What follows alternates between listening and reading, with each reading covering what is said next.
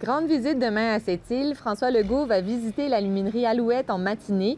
Il va y rencontrer les dirigeants de l'entreprise et la presse.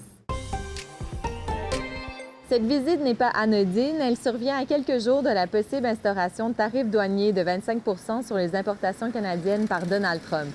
Plus de 90 % de la production d'Alouette est expédiée aux États-Unis. François Legault va continuer sa journée en rencontrant les maires de Sept-Îles et de Port-Cartier. Il va finir sa journée en visitant une autre grande entreprise de la municipalité.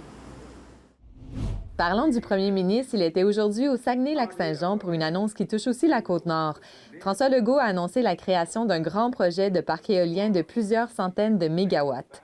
Ce projet éolien porté par Hydro-Québec va se faire en collaboration avec la MRC du Fjord du Saguenay et la communauté des Sipites. Le secteur visé se trouve près de Sacré-Cœur, en Haute-Côte-Nord. Lors de cette annonce, François Legault était accompagné des ministres Catherine Champagne-Jourdain et de Yann Lafrenière. L'organisation du Ferro est forcée de reporter la portion M9 du tournoi à une date ultérieure. On savait le tournoi sur la corde raide en raison d'un bruit majeur survenu samedi à l'Arena Mario Velan à Maliotenam. La patinoire ne sera finalement pas prête à temps pour les matchs. Une partie du tournoi va donc se déplacer à l'Arena de Port-Cartier. Malgré ces défis, la grande fête du hockey débute aujourd'hui avec la participation de 72 équipes venues d'ici et d'ailleurs.